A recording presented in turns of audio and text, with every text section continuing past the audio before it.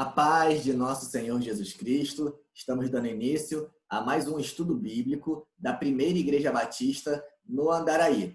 E temos refletido nesse momento sobre o tema soteriologia, a doutrina da salvação. E na aula de hoje nós falaremos sobre esse tema na história dos batistas. E pensar sobre a história dos batistas de alguma forma, nos remetermos aos acontecimentos que ocorrem naquilo que chamamos de reforma protestante. Então, nas reformas religiosas do século XVI, com todas as suas proposições, reflexões que influenciarão as denominações evangélicas, as igrejas protestantes, as igrejas evangélicas que surgirão nesse período. E logo abaixo da palavra reforma protestante, eu trago uma imagem que é daquele personagem que nós sempre lembramos quando falamos sobre reforma protestante, né? Estamos falando de quem?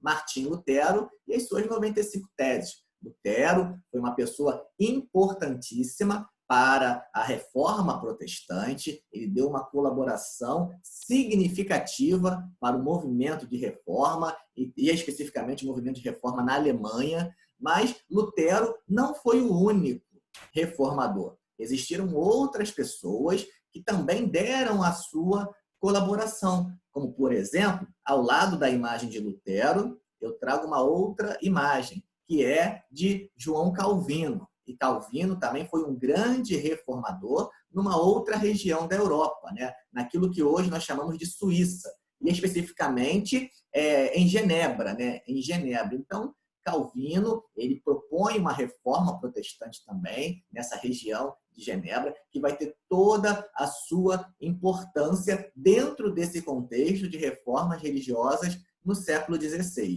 Abaixo da imagem de Lutero, nós temos a imagem de Ulrich Zwinglio. Zwinglio também foi um grande reformador naquilo que nós chamamos de Suíça hoje, e especificamente numa região chamada Zurique. Então, Zwinglio também deu a sua colaboração, a sua participação nas reformas religiosas que estavam ocorrendo no século XVI. E ao lado de Zwinglio, e abaixo de Calvino na imagem, nós temos aqui Thomas Müntzer. Müntzer, ele também deu a sua colaboração, propondo uma reforma na perspectiva do camponês e do camponês na Alemanha. Então, eu trouxe aqui esses quatro para que os irmãos percebam que a reforma protestante ela não se resume a Lutero, né? Lutero tem a sua grandiosa colaboração, né? A sua grandiosa participação nesse movimento de reformas religiosas do século XVI na Europa.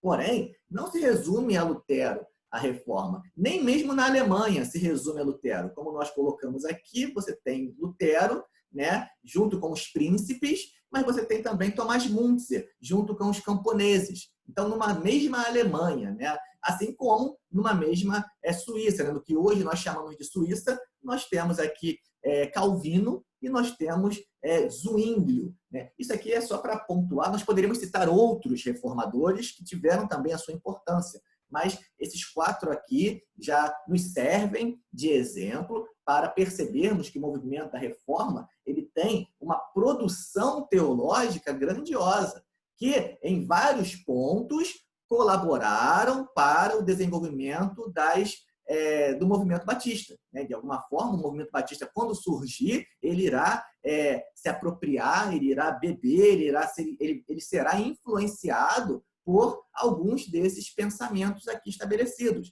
Por exemplo, em termos do pensamento sobre a celebração da ceia do Senhor, Lutero vai dizer que ocorre no momento da celebração da ceia do Senhor não a transubstanciação, que é um pensamento, uma perspectiva que a Igreja Católica assume. Então, a Igreja Católica assume a transubstanciação.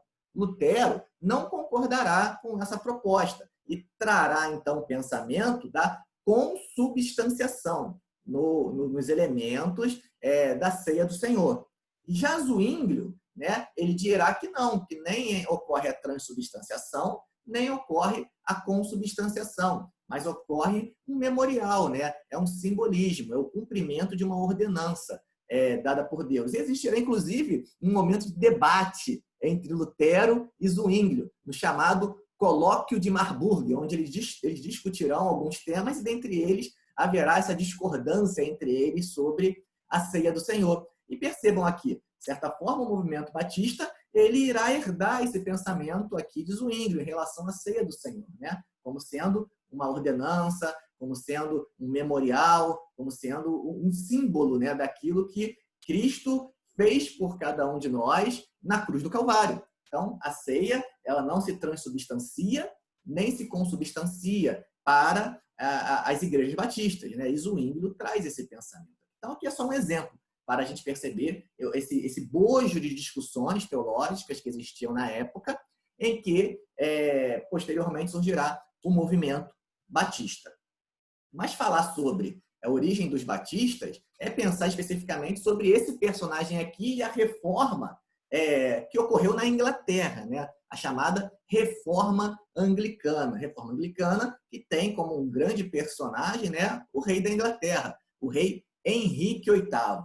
E Henrique VIII ele se encontra num contexto de emancipação dos Estados-nação, né? Então, o Estado-nação da Inglaterra estava se afirmando dentro desse contexto histórico, né? As monarquias cada vez mais se estabelecendo dentro dessa realidade de Europa do século XVI.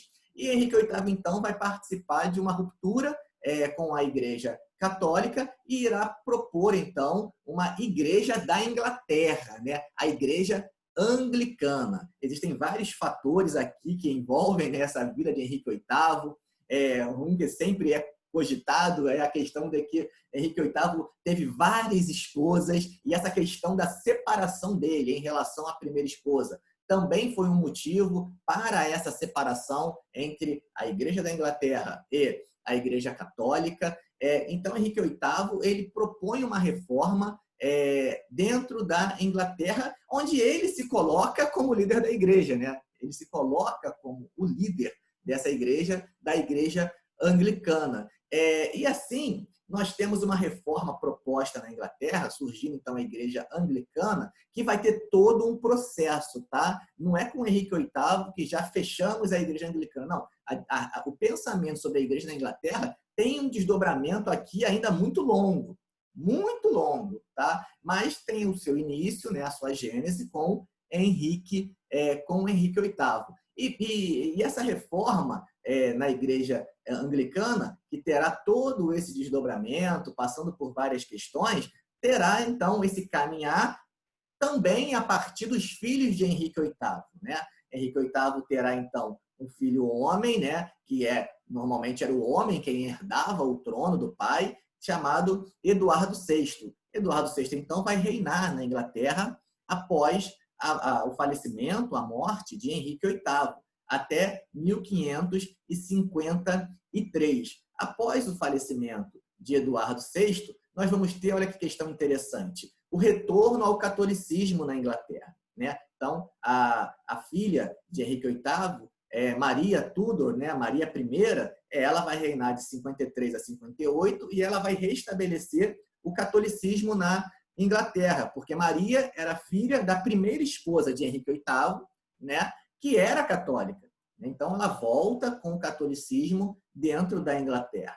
Após Maria, nós vamos ter, então, a Elizabeth I, Rainha Elizabeth, que vai retomar o protestantismo na Inglaterra, vai ter um reinado um pouco mais amplo, né, em termos de tempo, de 58 até 1603, e nós teremos aqui, de certa forma, um estabelecimento mais robusto do protestantismo na Igreja Anglicana. E nós temos nesse contexto, é claro, de desenvolvimento, de estabelecimento, percebam, olha, uma hora é protestante, outra hora volta o catolicismo, depois volta de novo o protestantismo. Nós temos um ambiente muito complexo de desenvolvimento da Igreja Anglicana, né? E após a Rainha Elizabeth reinar, a Rainha Elizabeth é conhecida, né? É chamada de a Rainha Virgem, né? Porque ela não se casou.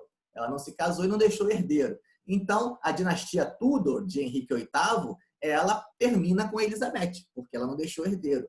E um parente, então, deles, da dinastia Stuart, chamado Jaime I, né? Jaime I da Inglaterra, ou Jaime VI da Escócia, que era o rei da Escócia. Ele vai, então, reinar agora sobre a Escócia e sobre a Inglaterra, né? Então, nós temos o início do reinado do rei Jaime, né? E aí, nesse período, inclusive, de 1603 a 1625, que nós vamos ter o surgimento de uma Bíblia muito conhecida, né? Você já ouviu falar da Bíblia King James, né? A Bíblia do rei Jaime, né? Então, a King James é a Bíblia feita nesse período para o rei, em 1611. Aqui a gente traz uma imagem, né? Uma foto da Bíblia de King James. Então, é nesse período aqui, 1603 a 1625, que nós vamos ter uma gênese, né? Para pensar o movimento batista. Então, a gente já não está mais naqueles movimentos de reforma do século XVI. A gente está agora no desdobramento desses movimentos. Por isso que eu falei que pensar sobre a reforma inicialmente é importante, porque quando os movimentos batistas surgirem, muitos desses pensamentos irão ser atualizados no movimento batista, que entenderá os mesmos como sendo pertinentes a partir da perspectiva bíblica que eles vão assumir, né? E nesse contexto de reforma da igreja anglicana, né? A reforma na Inglaterra, nós temos então igrejas nacionais. Uma igreja daquela região. Então, ser inglês naquele momento é ser anglicano. É ser anglicano, não tinha outra opção.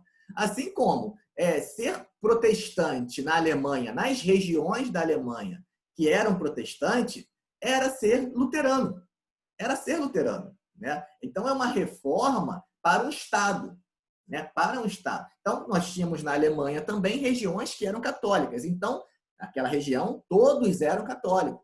Assim como nas regiões que eram protestantes, ser protestante era ser luterano. Era ser luterano. Assim como ser um protestante em Genebra era assumir a perspectiva de Calvino, calvinismo. Então, eram propostas de reforma para o Estado, né? Para aquela região. E dentro dessa proposta de reforma da Igreja Anglicana, surgem pessoas que não se contentam com essa reforma de proposta e começam a buscar uma reforma um pouco mais radical nas questões religiosas, né? Então, eles não se contentam com essa reforma que Henrique VIII deu início e que foi se desenvolvendo. E eles buscam, dentre outras coisas, tá? Dentre outras coisas, eles buscam um elemento que é importantíssimo para a modernidade, que é a separação entre igreja e Estado. Eles querem a separação entre igreja e Estado. Por isso, eles vão ser chamados de separatistas, né? Então, nós temos aqui, separatistas ingleses. Então, quem são os separatistas? São aqueles que querem a separação entre igreja e Estado. E, a partir desse princípio, é claro, eles querem a autonomia do indivíduo para deliberarem, para escolherem a fé que a consciência deles indicarem como sendo a correta. Então, eles não querem uma imposição do Estado sobre a sua fé. Eles querem ter a liberdade de assumirem o credo de fé que eles entendam como sendo o correto. E esse princípio não é só para eles, é um princípio universal. Todos podem ter o direito de escolher a matéria de fé que a sua consciência, assim, o leve a entender, né? Então, nós temos aqui, olha só, uma busca, né, cada vez maior de separação entre igreja e Estado, né, de um Estado laico. Um Estado que não venha a intervir em questões religiosas, né? Perceba que aqui não é um Estado laicista, né? Um Estado que tem uma certa ojeriza à religião. Não, é um Estado laico, um Estado que não prioriza uma religião em detrimento de outras, né? E nesse processo, o movimento batista tem a sua gênese. Então, algo que é muito caro, muito importante para o movimento batista é a separação entre igreja e Estado. E John Smith e Thomas Helves, eles são separatistas ingleses que, devido à perseguição que existia na igreja da Inglaterra para com esses movimentos separatistas, eles acabam fugindo, então, da Inglaterra para a Holanda. Eles fogem da Inglaterra para a Holanda e, em 1609, eles organizam uma comunidade que teria as características das igrejas batistas que nós teremos como desenvolvimento. Então, a gênese do movimento batista, hoje em dia, é atribuída a essa primeira comunidade, tá? Liderada por John Smith e Thomas Helves, na Holanda, em 1609. Comunidades separatistas ingleses que saem da Inglaterra e vão para a Holanda. E lá na Holanda, eles ficam durante um tempo, dialogam com outros movimentos evangélicos protestantes que ali existiam, desenvolvem o pensamento batista, né, nesse período, como, por exemplo, a questão do batismo, o batismo como sendo algo da consciência da pessoa, do sujeito, do indivíduo, e não quando a pessoa nasce, né, o chamado pedobatismo, que era praticado nas igrejas da Reforma ainda, né, assim como a igreja luterana batizava crianças, a igreja de Calvino batizava crianças, a igreja anglicana batizava crianças. John Smith e Thomas Helves, assim como outros nessa época, questionam esse tipo de batismo e propõem um batismo de consciência, né? Então, um batismo numa fase mais avançada da vida, dentre outros elementos. Então, esses separatistas ingleses tinham um bojo de reflexões que eles traziam consigo. E em 1612, esse grupo volta para a Inglaterra, liderados por Thomas Helves, tá? Eles voltam para a Inglaterra e lá desenvolvem esse pensamento batista. E é interessante que nesse período na Alemanha, nesse mesmo período de início do século XVII, ou seja, nos anos 1600, e especificamente em 1603, um protestante da igreja chamada Igreja Reformada Holandesa, ou seja, um calvinista, né, chamado Jacó Armínio, ele vai trazer uma proposta de interpretação sobre a doutrina da salvação que era divergente daquilo que Calvino havia proposto, daquilo que Calvino havia estabelecido. Então, ele vai entender, né, que existe o livre-arbítrio, né, na dimensão humana e que a predestinação ocorre pela presciência de Deus, né? Existem vários textos que são utilizados, mas o mais conhecido, né? Deixa eu ler aqui para os irmãos. O mais conhecido é a primeira carta de Pedro, capítulo 1, verso 1 e 2, que diz assim: Pedro, apóstolo de Jesus Cristo, aos eleitos que são forasteiros da dispersão do Ponto, Galácia, Capadócia, Ásia e Bitínia, eleitos segundo a presciência de Deus Pai, em santificação do Espírito para a obediência e a aspersão do sangue de Jesus Cristo. Graça e paz vos sejam multiplicados. Então, ele vai entender que a eleição ela ocorre pela presciência de Deus. Então, Deus, pela sua presciência, sabia desde a eternidade aqueles que, no decurso da história, iriam ser salvos em Cristo, né? Cristo é o elemento central da salvação. E Deus, na história, sabia aqueles que, no decurso da história, iriam ser salvos em Cristo. Então, a salvação é pela presciência, a eleição é pela presciência de Deus. Então, Armínio vai trazer essa ideia que é divergente da proposta do calvinismo, que entendia que não, que a eleição foi um decreto de Deus na eternidade antes da fundação do mundo. Então, ocorreu um decreto e Deus predestinou alguns para a salvação, né? Elegeu alguns para a salvação e outros, a contrapartida, né? Para a condenação eterna. Então, é um ato, um decreto de Deus. É um decreto de Deus, enquanto que Armínio vai dizer que não, é pela presciência de Deus.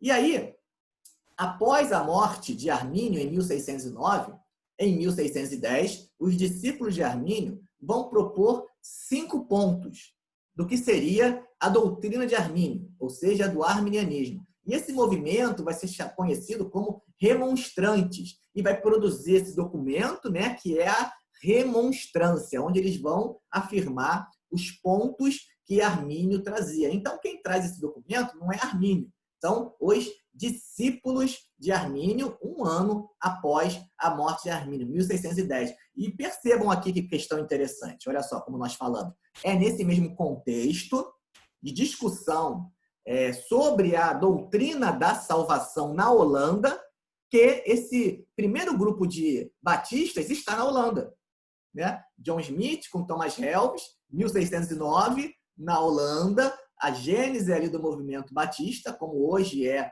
interpretado, e é nesse mesmo contexto que nós temos essa discussão soteriológica. E esse pensamento irá influenciar essa primeira comunidade batista, que irá assumir a perspectiva, então, soteriológica, ou seja, de salvação, a partir de Jacó Armínio e dos discípulos de Armínio. E, às vezes, nós falamos sobre o arminianismo, mas nós não conhecemos a proposta originária do arminianismo. Então, eu vou ler aqui o que diziam os discípulos de Armínio. Olha só, são 5 artigos. Artigo 1.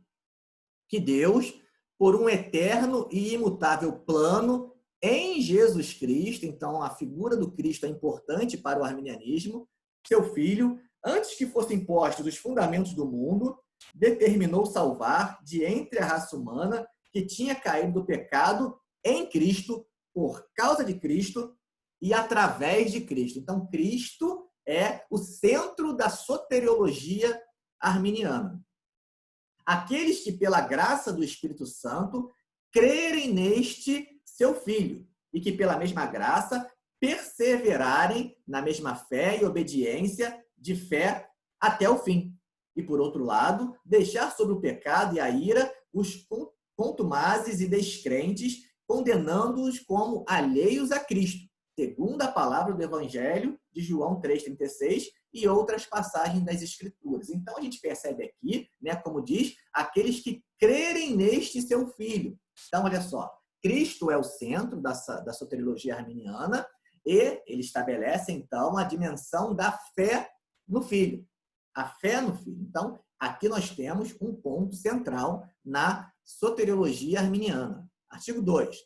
Que, em concordância com isso, Jesus Cristo, o Salvador no mundo, morreu por todos e cada um dos homens. Então, olha só, a proposta arminiana traz, então, uma expiação, ou seja, a morte de Cristo na cruz foi para salvar toda a humanidade, né? Então, é uma expiação geral para toda a humanidade. Já a proposta calvinista dirá que não. Dirá que a expiação ela é limitada. Ela é para os eleitos e somente para os eleitos. Então, aqui está a divergência. O arminianismo disse que Jesus Cristo, Salvador do mundo, morreu por todos e cada um dos homens, de modo que obteve para todos, por sua morte na cruz, reconciliação e remissão dos pecados.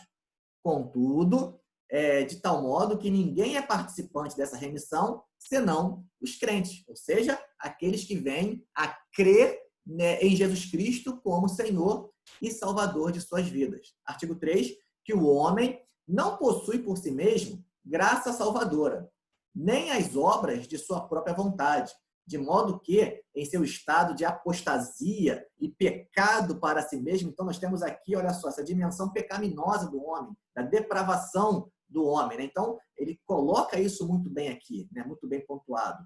Para si e por si mesmo, não pode pensar em nada que seja bom. Nada a saber que seja verdadeiramente bom, tal como a fé que salva antes de qualquer outra coisa.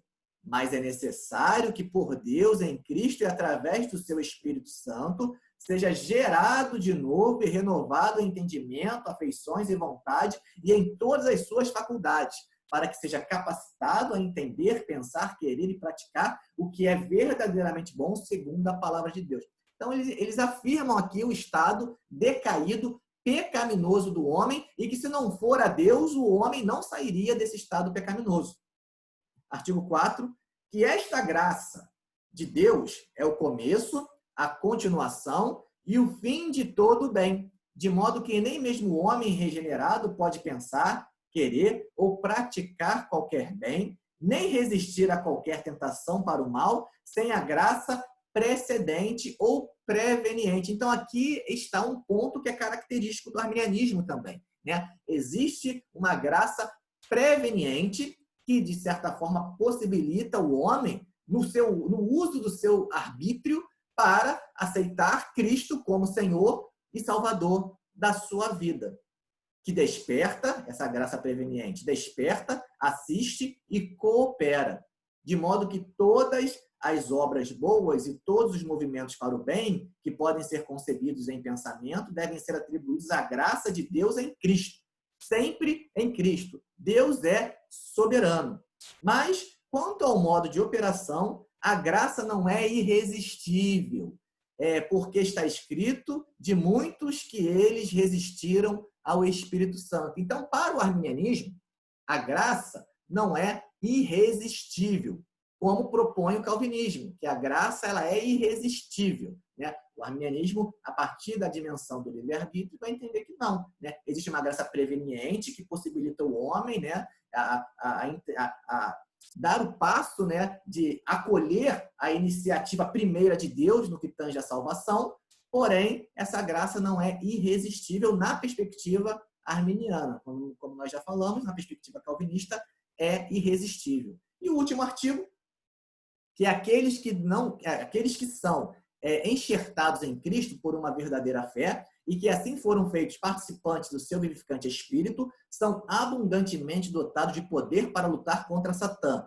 o pecado, o mundo e sua própria carne, e de ganhar a vitória, sempre bem entendido como um auxílio da graça do Espírito Santo, nunca pelas forças do homem, mas pela graça de Deus, com a assistência de Jesus Cristo em todas as suas tentações através do seu Espírito, o qual estende para eles suas mãos e, tão somente sob a condição de que eles estejam preparados para a luta, que peçam seu auxílio e não deixar de ajudar-se a si mesmo, os impele e sustenta de modo que, por nenhum engano ou violência de Satã, sejam transviados ou tirados das mãos de Cristo. Então, olha só, ele afirma aqui que essa dimensão da salvação não é algo que, como a gente ouve um pouco, o arminianismo acha que salvação você perde, ganha. Não é bem assim. Ele entende que aqueles que estão trilhando, Cristo capacita essas pessoas para assim caminharem, para assim terem a sua caminhada de fé estabelecida. E aí, no finalzinho, ele traz um ponto que deixa na dúvida. Ele não afirma, mas eles deixam na dúvida. Olha só. Mas quanto à questão, se eles não são capazes de, por preguiça e negligência, esquecer o início de sua vida em Cristo e de novamente abraçar o presente mundo, de modo a se afastarem da santa doutrina que uma vez lhes foi entregue, de perder a sua boa consciência e de negligenciar a graça, isto deve ser assunto de uma pesquisa mais acurada nas Santas Escrituras, antes que possamos ensiná-lo com inteira segurança. Então, eles não afirmam a perda de salvação. Então, falar que arminianismo, né, apregoa a perda de salvação, percebam aqui que eles não afirmam. Eles deixam esse ponto em aberto. Eles dizem que aqueles que caminham nessa dimensão de fé, Cristo os guarda.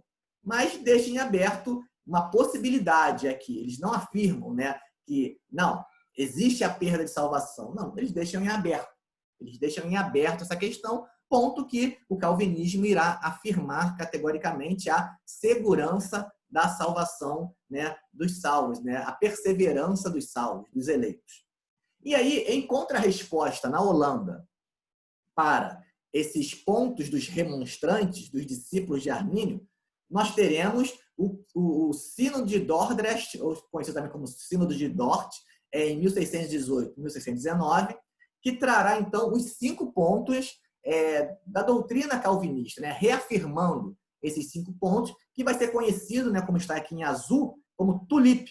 Né? Tulip, que seria o início, né, de palavras, né, de frases em inglês que afirmam os pontos, né? Que é a depravação total do homem, a eleição incondicional, enquanto o arminianismo traz a eleição condicional, né, que o pastor Tiago Titilo já explicou nas aulas anteriores, a expiação limitada somente para os eleitos, enquanto o arminianismo vai falar que a expiação, que Cristo morreu por todos, elemento também que o pastor Tiago Titilo já explicou em aula anterior, a graça irresistível, enquanto que o arminianismo vai dizer que a graça é resistível, né? Existe uma graça preveniente e que o homem, a partir daí, ele utiliza o seu livre-arbítrio em relação a Cristo Jesus como seu Senhor e Salvador ou não.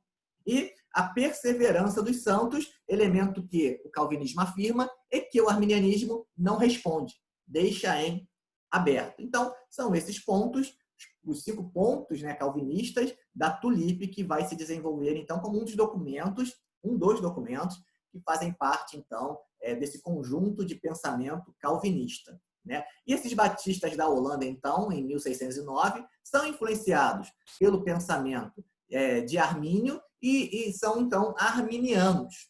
Eles são arminianos. E trazem, então, consigo a perspectiva da expiação de Cristo na cruz por todos, né? E, por isso, vão ser chamados, posteriormente, de batistas gerais, né? Quem são os batistas gerais? São os batistas arminianos que entendem que a expiação de Cristo foi por toda a humanidade. Em contrapartida, nós temos, então... Não, esses batistas gerais, eles se desenvolvem na Inglaterra, como eu disse, posteriormente, quando em 1612, esse grupo que estava na Holanda retorna para a Inglaterra sob a liderança de Thomas Helves, e lá se desenvolvem, então, os batistas gerais na Inglaterra. Porém, existe um outro grupo de batistas que também vai se desenvolver na Inglaterra. Olha só que questão interessante. Então, você tem batistas gerais, mas você vai ter também batistas que são chamados de batistas particulares, nessa mesma Inglaterra, tá? Que vão aderir à proposta calvinista, já que, inclusive, era o pensamento majoritário nas igrejas reformadas da época, inclusive na Inglaterra. Era o pensamento calvinista. E percebam, nesse contexto aqui, eles vão, inclusive, produzir uma declaração de fé, em 1644, de caráter, de teor calvinista, em relação à sua soteriologia. Mas é interessante perceber também aqui uma influência, assim como esses primeiros batistas, né, na Holanda tiveram influência arminiana, esses batistas na Inglaterra aqui também vão ter uma influência, porque nesse contexto de 1644, nós estamos tendo a Assembleia de Westminster. Nós estamos no contexto de revoluções puritanas na Inglaterra, que levarão, inclusive, à morte do rei. A morte do rei e o estabelecimento, então, de um governo, não mais a partir de uma monarquia, na Inglaterra durante um período de tempo. Então, o pensamento que ali existia era o pensamento calvinista. Então, de alguma forma, esse pensamento calvinista também irá influenciar nesses grupos de batistas dentro da Inglaterra. E dentro do contexto da Assembleia de Westminster, surge a Declaração de Fé de Westminster, que é uma declaração de fé não batista, mas dos evangélicos, né, dos puritanos na Inglaterra. E é uma declaração de fé de caráter calvinista. Então, somado ao texto de Dort, né, com a declaração de fé de Westminster, nós temos 2 documentos importantíssimos para o pensamento teológico calvinista. Então, nós vamos ter batistas gerais e batistas particulares, batistas arminianos e batistas calvinistas na sua constituição. E nós vamos perceber essa influência chegando até cada um de nós aqui no Brasil, quando, na nossa declaração doutrinária da Convenção Batista Brasileira, é claro, aqui eu estou dando um salto, né? Senão, inclusive, a nossa aula não terminaria. Aqui eu estou dando um salto. Então, nós vamos ter todo o desenvolvimento dos batistas que saem da Inglaterra, vão para os Estados Unidos e, posteriormente, chegam no Brasil. Mas o que eu estou querendo pontuar é que, da história dos batistas, nós temos um grupo originário que era arminiano, nós temos um desenvolvimento calvinista na Inglaterra e nós temos esses 2 conjuntos de doutrinas permeando a história dos batistas. E isso é interessante porque, na nossa declaração doutrinária, nós perceberemos, então, pontos arminianos e pontos calvinistas. De maneira tal que alguns vão dizer, né, alguns brincam, né, que a declaração de fé batista sobre a salvação, ela não é nem arminiana e nem calvinista, ela é batista, né? Porque ela tem pontos arminianos e tem um ponto calvinista, né? Um ponto calvinista. E aí, olha só o que vai dizer a nossa declaração de fé sobre soteriologia e doutrina da salvação. Artigo 5º, salvação. A salvação é outorgada por Deus pela sua graça. Deus é soberano. mediante arrependimento do pecador e da sua fé em Jesus Cristo, ou seja, traz o elemento de Cristo como central, como único Salvador e Senhor. O preço da redenção eterna do crente foi pago de uma vez por Jesus Cristo, pelo derramamento do seu sangue na cruz. A salvação é individual e significa a redenção do homem na inteireza do seu ser.